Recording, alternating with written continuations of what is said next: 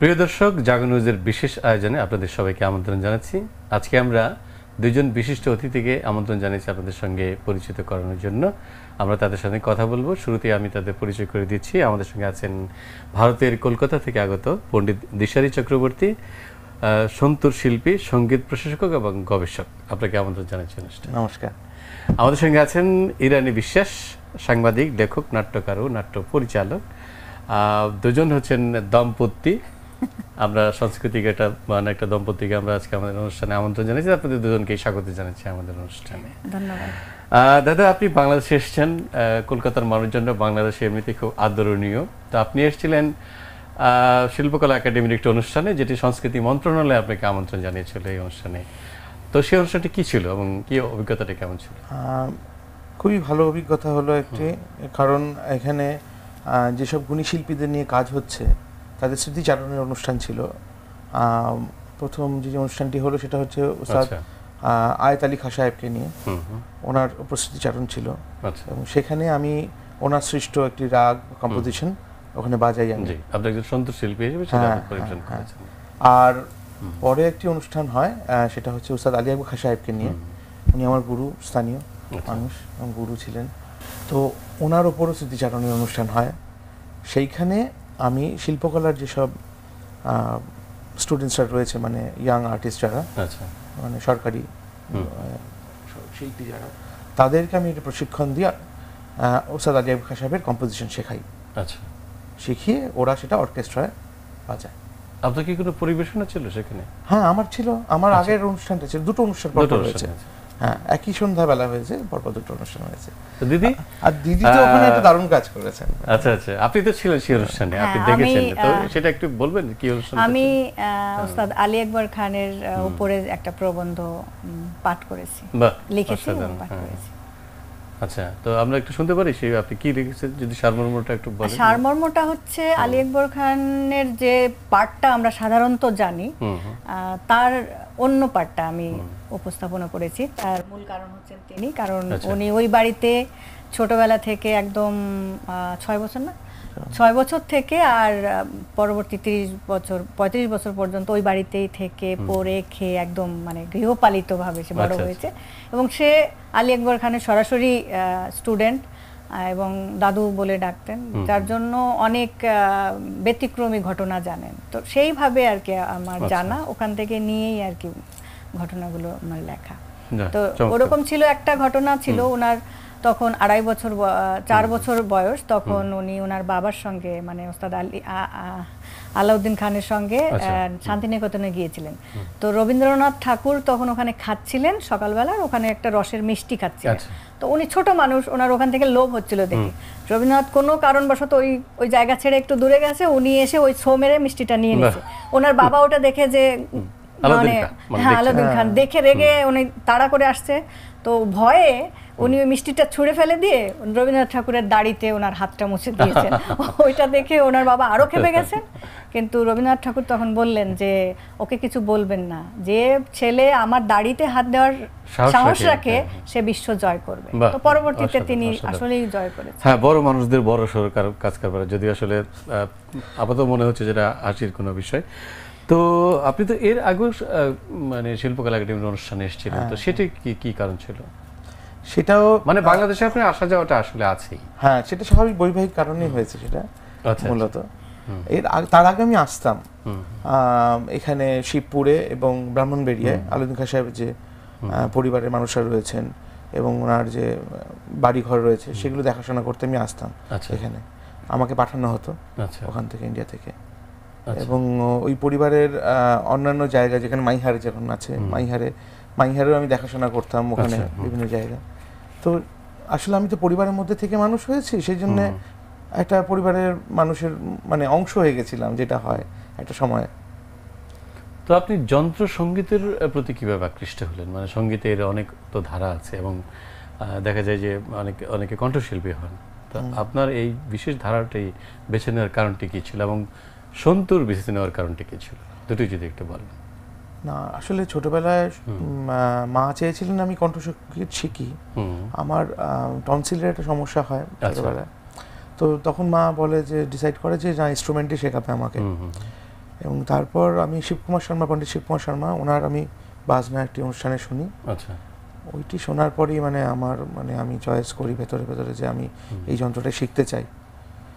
এবং এই যন্ত্রটা শেখার জন্য আমি যখন গুরুদের কাছে যাই, ঘটনাচক্রে হলো যে আমার যারা গুরু ছিলেন তারা কেউই কিন্তু আমার এই যন্ত্রটি বাজাতেন না। আমি সেটাই আবার বলেছি, আলাউদ্দিন খান তো চরণ বাজাতেন। হ্যাঁ, এবং ওনার যে পুত্র এবং পৌত্র যারা মানে আশিস খাঁ সাহেব, ধানেশ খান, আমিনা পেরেরা, ওনার যে সব নাতি নাতনিরা যারা রয়েছেন তারা প্রত্যেকে অন্য যন্ত্র বাজান। আমি তাদের কাছ থেকেই কিন্তু মিউজিকটা শিখেছি, মূলত যদি বলতে চান আসলে মিউজিকটা শিখেছি। একদম শুরুর দিকে ধানেশ খাঁ সাহেব কিছু টেকনিক্যাল জিনিস ডেভেলপ করেছিলেন সন্তুরের, বেসিক জিনিসগুলো বাজানোর জন্য, যেটা ওনাদের ঘরানার যে স্টাইল, মাইহার ঘরানা যেটা বলি আমরা, তানসেনের ঘরানা আমরা বিনকারি স্টাইলে বাজাই, ওই যে পরম্পরা, সেটার জন্য যেটুকু দরকার ছিল সেটুকু করেছে। তারপর যেটা আমাকে মূলত শরৎ শিখতে হয়েছে, সেতারের অংশ শিখতে হয়েছে। আমি পণ্ডিত শঙ্কর ঘোষের কাছে গিয়ে পাকওয়াজ শিখেছি। তো কেন ওইগুলো যেহেতু আমাদের ধ্রুপদের ঘরানা, পাকওয়াজের বোল বাণী না জানলে এই স্টাইল অফ প্লেয়িংটা করা যায় না খুব ভালো সুন্দর করে। তো এই করতে করতে বিভিন্ন যন্ত্রের সঙ্গে সঙ্গে মানে আসলে আমার নিজের আগ্রহ ছিল ছোটবেলা থেকে। মানে মূল আগ্রহের জায়গাটা হচ্ছে সন্তুরের ডেভেলপমেন্ট করার জন্যে, এবং সেটাকে মূল শাস্ত্রীয় সঙ্গীতের মূল যে ধারা সেই পথে বাজানোর জন্য, সেই পদ্ধতিতে বাজানোর জন্য। সন্তুর যেভাবে বেজে এসেছে সেটা তুলনামূলকভাবে মূল যে শাস্ত্রীয় সঙ্গীত, যেটা ধ্রুপদ বা খেয়াল বলি, তার থেকে একটু লঘুভাবে বেজে এসেছে, মূলত ঠুমরি অঙ্গে। তো যেহেতু ধ্রুপদ অঙ্গের আমি তালিমের সুযোগ পেয়েছি, তো সেইটাকে যাতে সন্তুরের মধ্যে দিয়ে আমি প্রকাশ করতে পারি সেটার চেষ্টা। আচ্ছা, সঙ্গীতের খুব কঠিন কঠিন শব্দ, এটা আমি বুঝবো না, আমি শুধু সূত্রধর হিসেবে আজকে কাজ করছি। তো এটা তো নিশ্চয়ই আপনি জনপ্রিয় করেছেন। আমি যতটা আমাকে ফেসবুকে বা অন্যান্য জায়গায় আপনি গণমাধ্যমে যেভাবে খোঁজখবর যতটা আপনার সম্পর্কে জেনেছি, যে দেখি আপনি সেখানে অনুষ্ঠান করেছেন এবং সেই সম্ভবত টিকিট কেটে লোকজন সেই অনুষ্ঠানগুলো দেখছে। তো সেটাকে কেমন পেশাগতভাবে এটা নেওয়ার ক্ষেত্রে আসলে সেটা কতটা ঝুঁকিপূর্ণ বা কেমন বিষয়টা? দেখুন, ঝুঁকি তো সব পেশাতেই আছে। আসলে মূল বিষয়টা হচ্ছে যে আমি কতটা ভেতর থেকে চাইছি, আমার তাগিদটা কতটা, এবং সেই তাগিদটা শুধুমাত্র কি আমার নিজের মধ্যে সীমাবদ্ধ থাকছে, না সেটা সমাজের কি কল্যাণমূলক কোনো কাজে লাগছে, সমাজের কাজে লাগছে, রাষ্ট্রের কাজে লাগছে, সেই কাজটা, সেটা আমার কাছে একটা খুব ইম্পর্টেন্ট বিষয়। কারণ আমি কিন্তু শুধুমাত্র আমার যে শিক্ষাটা সেটা আমি নিজের মধ্যে সীমাবদ্ধ রাখতে চাই না, আমি কিন্তু ছড়িয়ে দিতে চাই এবং ছাত্রছাত্রী তৈরি করতে চান, উত্তরাধিকারী তৈরি করতে চান। একদম, শুধু এবং শুধু কলকাতা না, দুই বাংলাতেই আপনি ছড়িয়ে দিতে চাচ্ছেন এবং সেটা নিয়ে কাজ করছেন। একদম, কারণ এইটাই হচ্ছে রুট আমাদের। আলাউদ্দিন খাঁ সাহেব, আলিবর্দি খাঁ সাহেব, তারা এই দেশের মানুষ, কিন্তু আজকে এই দেশে তাদের মানে সেই চর্চা সেইভাবে নেই, সেই প্রচারণা, সেই শ্রদ্ধা, সেই অনুশীলন, সেটা আসলে নেই। শ্রদ্ধাটা হয়তো ভেতরে রয়ে গেছে, শ্রদ্ধার জায়গায় রয়ে গেছে, কিন্তু সুযোগটা তো পেতে হবে এখানকার স্টুডেন্টদের, বা এমনকি এখানকার শিক্ষক যারা, এমনকি এখানকার যারা শিক্ষকও রয়েছে তারাও তো প্রশিক্ষিত নয়। তারা তো আলাউদ্দিন খান বা আলী আকবর খান, আমি যেভাবে পেয়েছি ওনাদেরকে, আশিস খানকে পাচ্ছি, আপনি দেখেছেন তার সঙ্গ করেছি, একদম সঙ্গ মানে অসাধারণ এক একদম বাড়িতে থেকে ঘন্টা মানে এরকম কিংবদন্তি মানুষজনের সান্নিধ্যে আপনি ছিলেন। আমরাও খুবই আজকে আনন্দিত এবং গর্বিত যে আপনাকে কাছে পেয়েছে। ওস্তাদ আলাউদ্দিন খান ছাত্র, সরাসরি তাকে আমরা কাছে পেয়েছি, তার সঙ্গে কথা বলছি, পণ্ডিত দিশারি চক্রবর্তীর সঙ্গে আজকে কথা বলছি, আমাদের খুব ভালো লাগছে। জি দাদা, আপনি বলুন। তো আমি সত্যি চাই সেটা বাংলাদেশে তো ভীষণভাবে প্রয়োজন সেটা। আর বাংলাদেশের যে নতুন জেনারেশন তারা ভীষণ ট্যালেন্টেড আমার মনে হয়, নিঃসন্দেহে। কারণ এখন বাংলাদেশ যেভাবে এগোচ্ছে, শিল্প সংস্কৃতিতে যদি পাশাপাশি এগোয়, তাহলে একটা কিন্তু মানে এটা আমাদের ভারতবর্ষের জন্য খুব ভালো। আমার নেবার কান্ট্রি যদি একদম নেবার কান্ট্রি যদি ভালো না হয়, মানে প্রতিবেশী ভালো না হলে কি করে সম্ভব? সেটা সম্ভব না, সম্ভব নয় এটা। জি, আমরা দুই বাংলা নিয়ে কথা বলছি দিদি, আমরা যেটা সম্মিলনের কথা বলছি, কিন্তু আক্ষরিক অর্থে একটা সম্মিলন এখানে ঘটে গেছে। এই পার বাংলার কন্যা, ওপার বাংলার বরকে আপনি বিয়ে করেছেন। তো এটা কিভাবে হলো, এটা যদি একটু বলেন। এর সঙ্গে আমি প্রশ্নটা ব্যক্তিগত হলে এই করছি যে এর সঙ্গে আসলে আমাদের সাংস্কৃতিক যোগসূত্র, সেটারও একটা সম্পর্ক আছে। সত্যি বলতে কি এটা মনে হয় ঐশ্বরিকভাবে হয়েছে। তার কারণ হচ্ছে আমি ভীষণ মিউজিক লাভার, আর ক্লাসিক্যাল আমি খুব পছন্দ করি, আর বিশেষ করে ইনস্ট্রুমেন্ট। আমি ইউটিউবে আমার ঘরে অল টাইম মিউজিক বাজে, আমি যা কাজই করি না কেন। তো এরকম আমি সবসময় শুনি শুনি শুনি, হঠাৎ করে একবার এই আশিস খান মিউজিক স্কুলে আমি ঢুকেছিলাম মিউজিক শুনতে কলকাতা, মানে এখানেই মানে অনলাইন ইউটিউবের মধ্যে মানে অনেক কিছু দেখতে ঘাটতে ঘাটতে চলে আসে না, ওরকম দেখলাম, ঢোকার পরে দেখলাম অনেকগুলো মিউজিক বাজছে। শান্তুরটা আমার কাছে একদমই আননোন ছিল ওই সময়টাতে। তো এর আগে আমার আননোন মানে হচ্ছে আমরা তো শিবকুমার শর্মাই জানি, আর আদার্স আসলে আমি তখন শুনিনি। হঠাৎ করে ওর শুনলাম এবং ওইটার সাথে এটার মধ্যে অনেক তফাৎ একটা মিউজিক বাজনাটা। তো আমার কাছে মনে হলো যে এটা একদম অন্যরকম, আমার এত ভালো লাগে। প্রথম দিকে যেটা বাজায় মানে আলাপের অংশটা আমার ভীষণ পছন্দ, কারণ ওটা শুনলে না ঘুম চলে আসে, আর মানে মনে হয় ধ্যানের মধ্যে আছে এরকম লাগে, যেটা শিবকুমার শর্মার মধ্যে একটু চটুল হয়ে, সেটা ওর মধ্যে না।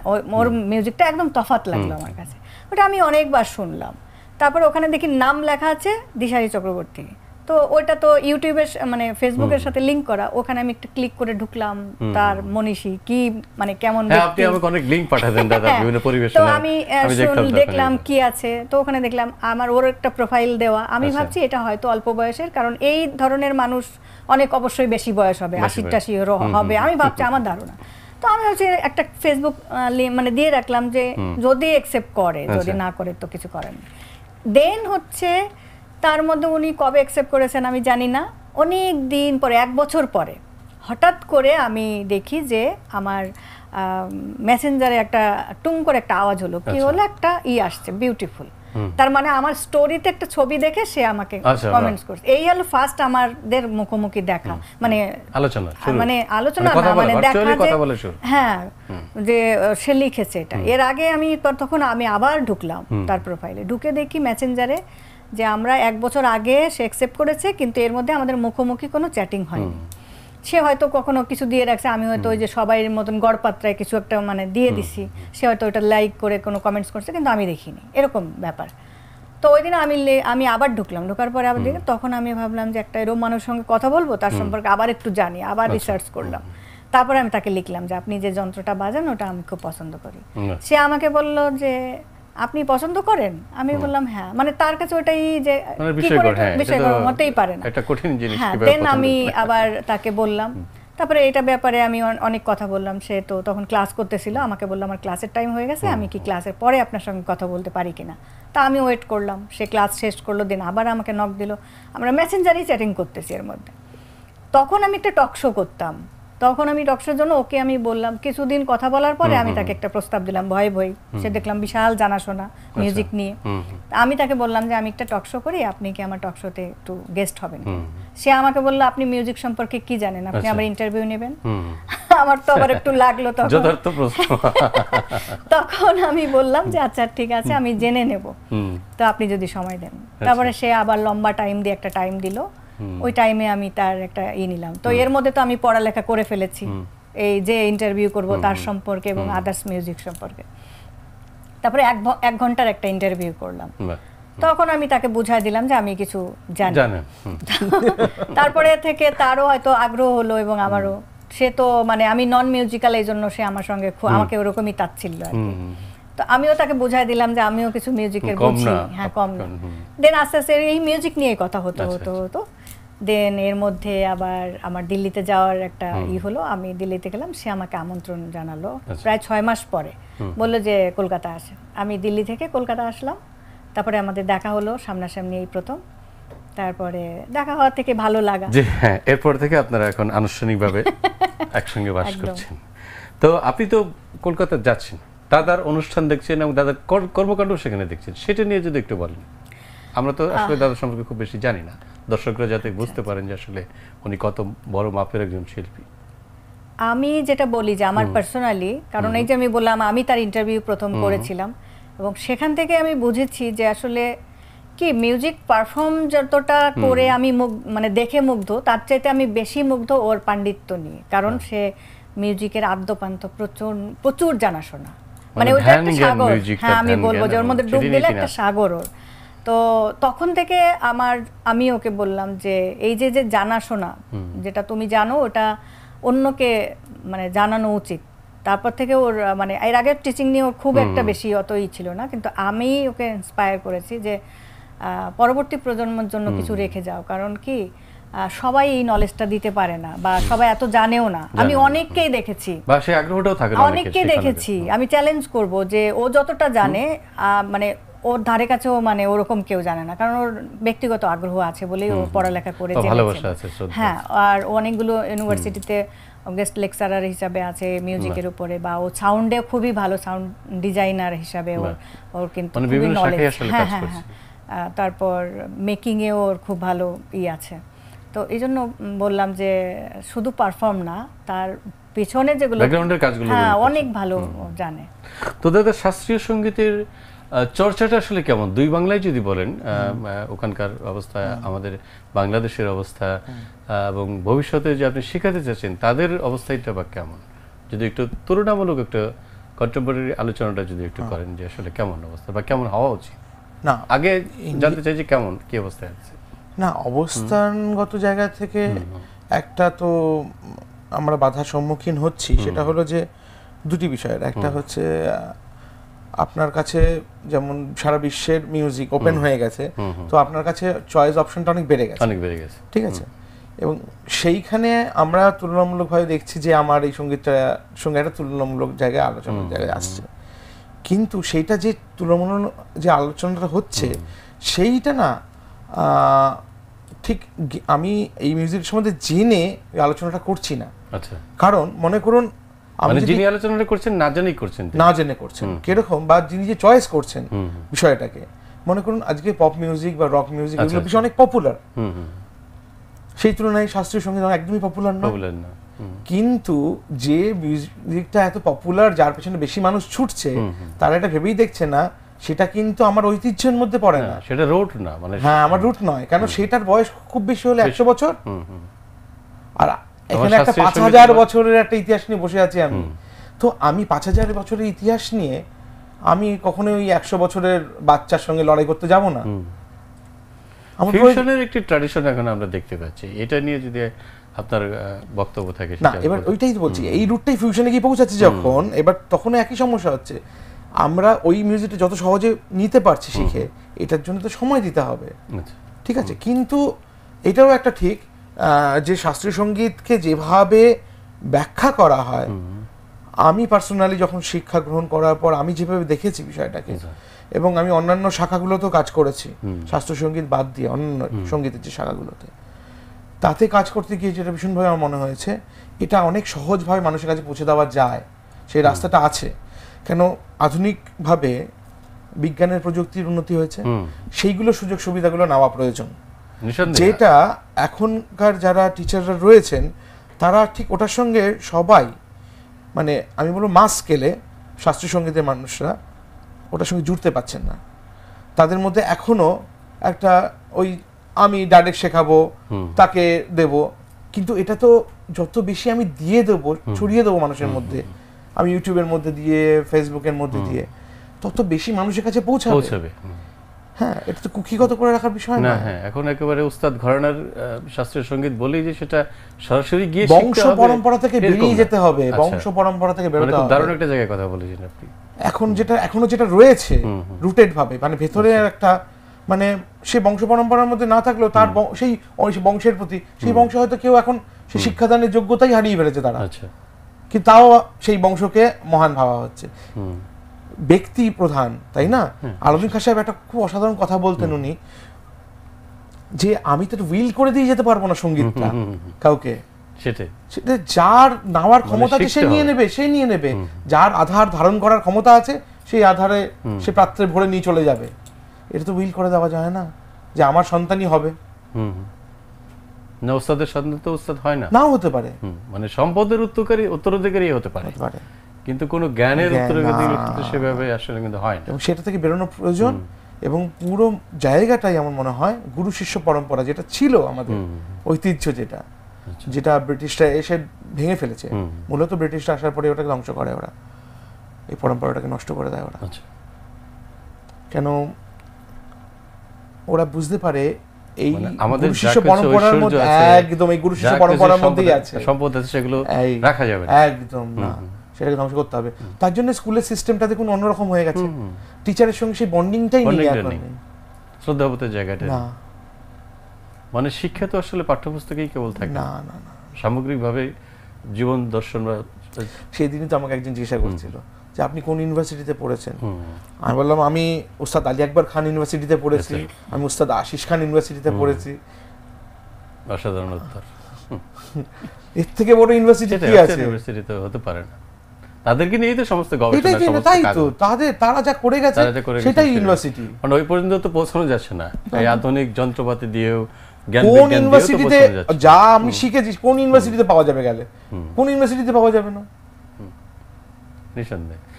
আপনার সঙ্গীত জীবনে অত্যন্ত বর্ণাঢ্য এবং আপনি অনেক পুরস্কারও পেয়েছেন, সেটা একটু জানতে চাচ্ছি যে সেগুলো কেমন ছিল। খুব ছোটবেলা থেকেই মানে আমার সৌভাগ্য বলবো, ঈশ্বরের আশীর্বাদ বলবো যে বিভিন্ন মানুষজন, মানে 9 বছর বয়স থেকে মানে আপনি সঙ্গীতের প্রতি মানে একদম মানে প্রফেশনালি বাজানো শুরু করে দিই 9 বছর বয়সে, এবং 10 বছর বয়সে আমার প্রথম প্রাপ্তি শুরু হয়। আচ্ছা, তো 10-এ পাই এবং 12 বছর বয়সে আমি বিদেশ থেকে পাই। মানে পুরো এশিয়াতে মানে অত কম বয়সে এর আগে কেউ কোনো বিদেশি যে অ্যাওয়ার্ড যাকে বলে একেবারে, সেটা অফিসিয়ালি কেউ পায়নি আমার আগে, অন্তত শিল্পকর্মের জন্য সেটা পাই। এবং তার 2 বছরের মাথায় ইউএনওর 1995 সালে ইউএনওর 50 বছর পূর্তি ছিল, সেখান থেকেও আমাকে ওরা পুরস্কৃত করে ইউএনও থেকে। নিঃসন্দেহে আপনার বড় পুরস্কার হচ্ছে আপনি যে ছাত্র তৈরি করছেন, উত্তরাধিকারী তৈরি করছেন, এটাই হচ্ছে সবচেয়ে বড় পুরস্কার। সঙ্গীত মানে শাস্ত্রীয় সঙ্গীত আপনার দ্বারা উপকৃত হবে সেটা আমরা বলছি যে তারা যে ডেডিকেটেড মিউজিশিয়ানই হতে হবে এরকম কোনো কথা নেই। আমার কাছে অনেক স্টুডেন্টস এরকম আছে যারা বড় বড় মাল্টিন্যাশনাল কোম্পানিতে চাকরি করে, আচ্ছা ঠিক আছে, বিদেশি কোম্পানিতে আছে, তারা বলছে শিক্ষার মধ্যে দিয়ে যেটা তারা পায়, এই যে মনে করুন একটা স্ট্রেসের মধ্যে দিয়ে সে যাচ্ছে, বলছে গুরুজি আপনার কাছে ওই 1 ঘন্টার যে ক্লাস করি স্যার, ওই 1 ঘন্টার ক্লাসে না পুরো সারা সপ্তাহের স্ট্রেসটা চলে যায়। আচ্ছা, আবার সেই এনার্জিটা ফিরে পাই, যে মিউজিকের মধ্যে যে ওই এনার্জিটাকে ফিরে পাওয়া যায়। মিউজিকটা শান্তির জায়গা, একটা ভরসার জায়গা। সেই অসম্ভব স্ট্রেস না এখন, বুঝতে পারছেন, এখন মানুষের জীবনে এখন তো নানা সংকটে আমরা আবদ্ধ, যুদ্ধ বিধ্বস্ত সারা পৃথিবী, মানে অস্থিরতা, সাম্প্রদায়িকতা, একমাত্র সঙ্গীত। হ্যাঁ দেখুন, সেটাই সঙ্গীত হচ্ছে শান্তির জায়গা। একদম আমি বলি সঙ্গীত সবথেকে সহজ, কারণ সবথেকে কম অক্ষর আছে এতে। আচ্ছা, মাত্র 12টা অক্ষর শিখতে হবে আপনাকে একটা ভাষা শেখার জন্য। হ্যাঁ মাত্র 12টা অক্ষর, অনেক অক্ষর আমি শিখতে বলছি না, মাত্র 12টা অক্ষর শিখতে বলছি আপনাকে। আচ্ছা, শুদ্ধ মনে। আচ্ছা, সাধারণ বললেন আপনি। দিদি, আপনার কাছে আবার একটা আসি যে আপনি তো দুই বাংলায় দেখছেন, আপনি ঘুরছেন খুব ঘনিষ্ঠভাবে, নিজেও নাটক পরিচালনা করছেন, লিখছেন, তো কি অবস্থা দেখছেন বাংলাদেশের এবং কলকাতার মধ্যে সংস্কৃতি ভবন উত্তরাধিকার তাদের কি অবস্থা? বিশেষ করে শাস্ত্রীয় সঙ্গীত নিয়ে আমরা কথা বলছি, ওখানে আমরা থাকতে চাচ্ছি। যে আপনি শিল্পকলাতেও দেখলেন যে এখানে শিখছে ছাত্রছাত্রীরা, তো দুই বাংলায় আসলে কি অবস্থা বা কি করা উচিত এই ক্ষেত্রে? আমরা যদি শাস্ত্রীয় সঙ্গীতটাকে মানুষের মধ্যে জনপ্রিয় করতে চাই এবং ছড়িয়ে দিতে চাই, সেক্ষেত্রে দাদা তো কাজ করছেন, আমাদের এন্ড থেকে আমরা তো সাংবাদিক, আপনি নিজেও সাংবাদিক, কি করার আছে? সত্যি বলতে কি আমি তো ওর সঙ্গে যাওয়ার জন্য কলকাতাতে আমার ম্যাক্সিমামই এই আড্ডাই হয়, কারণ বড় বড় মানুষদের সঙ্গে, হ্যাঁ বড় বড় মানুষদের সঙ্গে যাওয়ার সৌভাগ্য হয়েছে এবং অনেক তাদের পারফর্ম আমার দেখার সৌভাগ্য হয়েছে। তো সেই জায়গা ঢোকার পরে, দেখার পরে আমাদের দেশে যখন আমরা দেখি, তখন আমার যেটা মনে হয়েছে যে ঘাটতি যেটা, আমরা এই যে শাস্ত্রীয় উৎসব একটা হয়ে গেল কিন্তু শিল্পকলায়, আমরা 3 দিনই উপস্থিত ছিলাম, তো সেখানে যেটা ও আমাকে বললো, আমি তো বুঝি না ভালো করে, ওর কাছ থেকে আমি শুনলাম, বা ও নিজে থেকেই আসলে কি ও তো শুদ্ধ শোনার অভ্যাস, ও যখনই কোনো কিছুতে ঘাটতি হয় না ওর সাথে সাথে রিয়েক্ট করে ফেলে। তো ওর যেটা ও আমাকে বললো এবং আমি বুঝলাম, সেটা হলো যে শাস্ত্রীয় সঙ্গীতের যে জায়গাটায় মানে কঠিন, সেই জায়গাটা ওরা নিজে থেকে ঝেড়ে ফেলে দিচ্ছে, ফেলে দিয়ে অন্য কিছু করছে। হ্যাঁ, তারপরে হচ্ছে তার সঙ্গে অনুষঙ্গ যারা আছে, যেমন তবলা, বাঁশি বা অনেক কিছু নিচ্ছে ওরা। আমি যেটা ওর কাছ থেকে বুঝলাম যে রাগ দিচ্ছে ভৈরবী আর ইসে দিচ্ছে বেহাগ, মানে বাঁশিতে বাজাচ্ছে বেহার, মানে এই যে কম্বিনেশনের প্রবলেম, এলোমেলো খিচুড়ি, মানে এটা তো হওয়াই যাবে না, হ্যাঁ এটা তো ভুল। ও আমাকে ওইটাই বললো, তখন আমি বুঝলাম হ্যাঁ তাই তো। বললো যে এই ও যে রাগ বাজাচ্ছে তার সাথে তো ওদেরও সেই রাগটাই জানতে হবে। দেখা গেল ও জানে, ও জানে না, বাঁশিওয়ালা জানে না, হ্যাঁ বাঁশিওয়ালা জানে না, তখন বাঁশিওয়ালা নিজের ইচ্ছা মতন একটা সুর দিয়ে দিল। তার মানে কি আমি ওই সঙ্গীতটা জানি না বলে আমি ধরতে পারছি না। তো এটা আমি ওকে পরে বললাম যে এটা প্রাতিষ্ঠানিক শিক্ষাটা আসলে খুব বেশি জরুরি। মূল প্রবলেম হচ্ছে আমরা যারা শ্রোতা আমাদের টুপি পরানো হচ্ছে, কারণ আমরা বুঝি না বলে আমাদের যা ইচ্ছে তাই ওরা একটা পরিবেশনা করে চলে যাচ্ছে।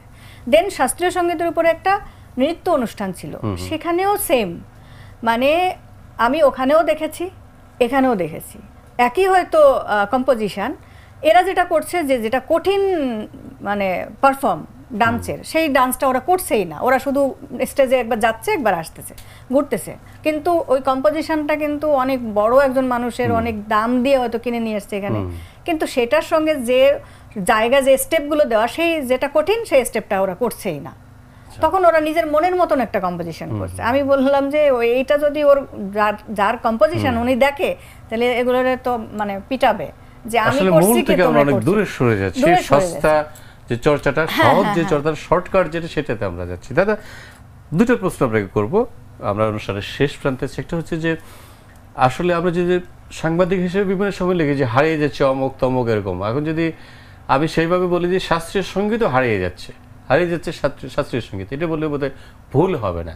তো এই জায়গায় আসলে মানে রাষ্ট্রীয়ভাবে কি করণীয় আছে, মানে প্রাতিষ্ঠানিকভাবে তো আছেই, রাষ্ট্রীয়ভাবে দুইটা, আমরা দুই বাংলা নিয়ে কথা বলছি। আসলে সবার আগে যেটা দরকার রাষ্ট্রীয়ভাবে, এখানে কোনো ইউনিভার্সিটি নেই যেখানে শাস্ত্রীয় সঙ্গীত শেখানো হয়। বা দারুণ একটা জায়গায় কথা বলছেন আপনি। ঠিক আছে, প্রথমেই একটা কলেজ এবং ইউনিভার্সিটি, প্রথমে একটা কলেজ করতে হবে যাতে একদম বিগিনার্স লেভেলটা যেটা সেটা তৈরি করা, এবং তারপরে ইউনিভার্সিটি লেভেল, এই দুটোই লাগবে। শুধু ইউনিভার্সিটি বানালে তো হবে না, তার আগে নিচে থেকে তুলতে হবে।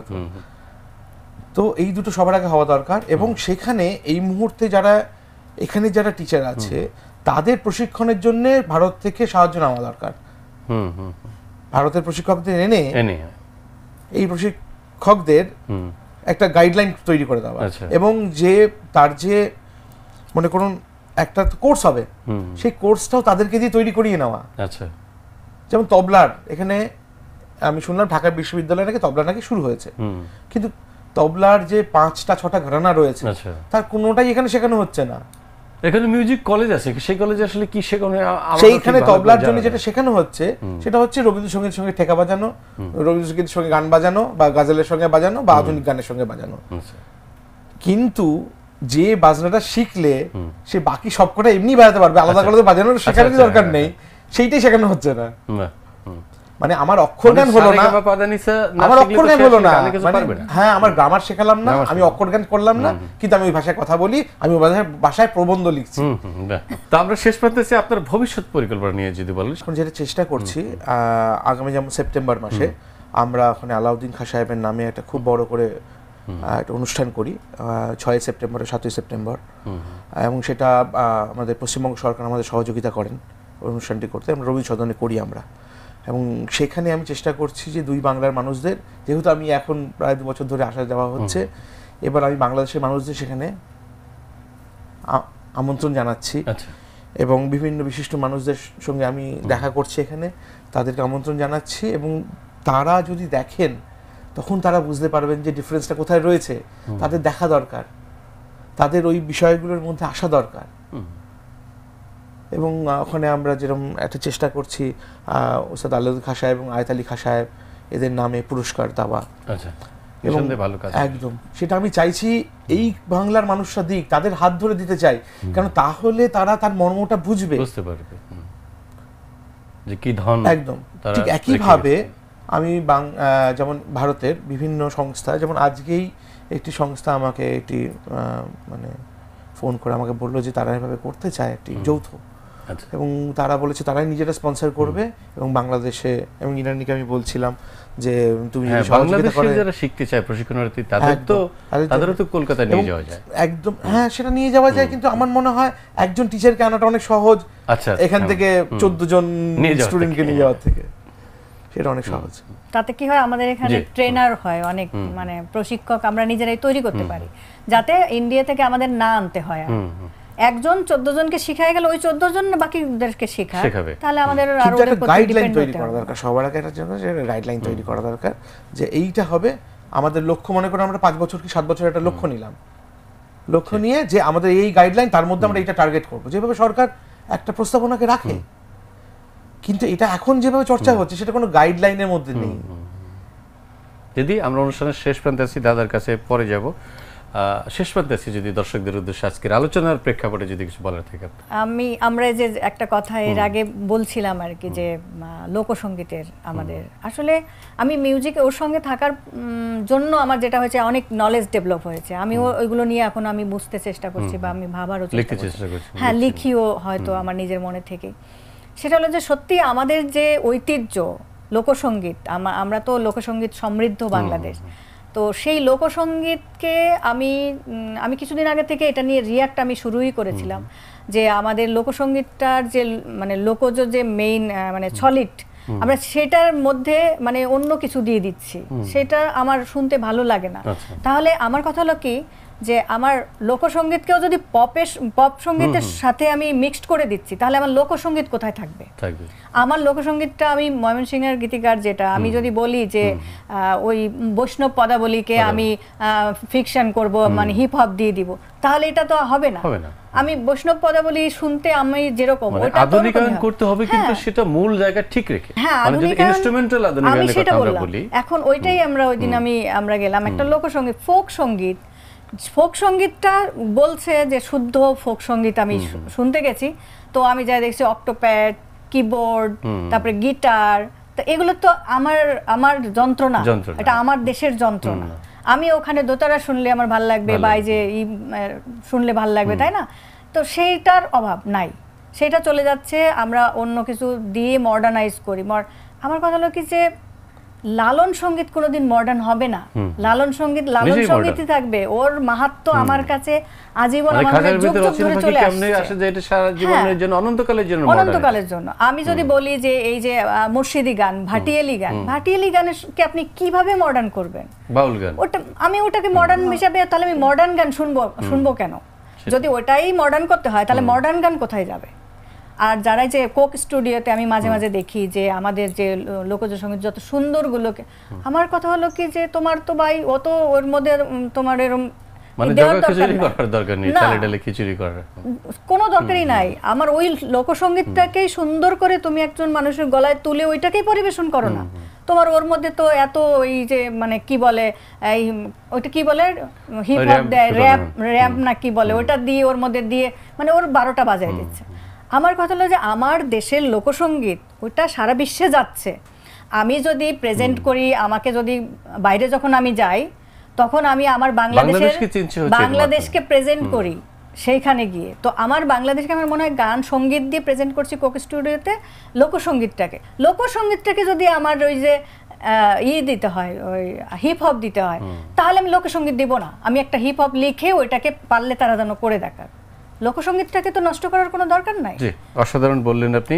আসলে এগুলো যে কে দেখবে, এটা একটা বড় প্রশ্নের উত্তর আমাদেরও জানা নেই, যে এটা তো দেখতে হবে কেন্দ্রীয়ভাবে কাউকে, যেটা আসলে কারা করছে, কি করছে। দাদা, শেষ প্রান্তে আছি, আপনার যদি দর্শকদের উদ্দেশ্যে কিছু বলার থাকে, সব মিলিয়ে আজকে যে আলোচনা করলাম এর প্রেক্ষিতে দর্শকদের এটাই বলার সবার আগে, যে দেখুন দর্শকদের মধ্যে দু ধরনের মানুষ রয়েছে। এক ধরনের মানুষ হচ্ছে যারা এটা সরাসরি চর্চা করছে, আর একজন হচ্ছে শ্রোতা, তাই না?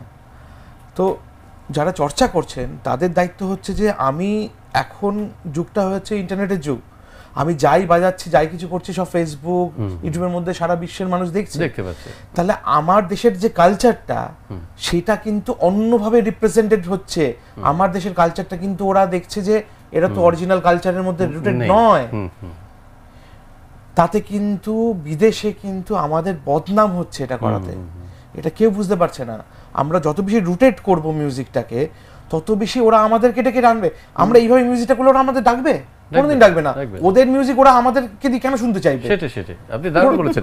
নোবেল প্রাইজ ওনারদের একটা অনুষ্ঠানে সিতার বাজাচ্ছেন ভারতের শিল্পীরা গিয়ে, একদম, এবং একদম। 5 মিনিটের একটি পরিবেশনা, একদম। সেটা শুনলে এখনো মনে হচ্ছে যে পৃথিবীর সর্বোৎকৃষ্ট সঙ্গীতটা মনে হয় আমরা শুনলাম। একদম। আমি মাঝে মধ্যেই সেটা একদম। সার্চ দিয়ে আমি সেটা শুনি। একদম।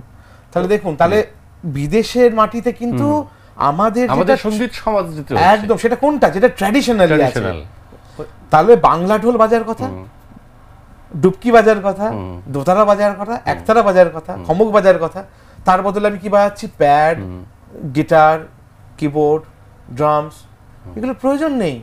তো আসলে অনেক কথা বলতে হয়, অনুষ্ঠানের সময়ের একটা সীমা আছে, শেষ করতে হবে। তো আপনাদেরকে অনেক অনেক ধন্যবাদ পণ্ডিত দিশারি চক্রবর্তী, আমাদেরকে সময় দিলেন। ইরানি বিশ্বাস, আপনাকে অনেক ধন্যবাদ আমাদেরকে সময় দেওয়ার জন্য।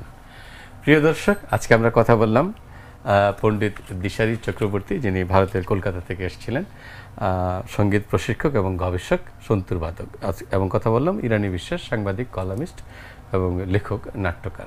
তো আশা করি আমাদের আলোচনাটা আপনাদের ভালো লেগেছে। আমরা শাস্ত্রীয় সঙ্গীতের মধ্যে থাকি, সুরের মধ্যে থাকি, অসুর যেন আমাদের মধ্যে ভর না করে, সেই প্রত্যাশা থেকে আপনাদের কাছে আজকে বিদায় নিচ্ছি। আপনারা ভালো থাকুন, সুন্দর থাকুন এবং নিরাপদে থাকুন।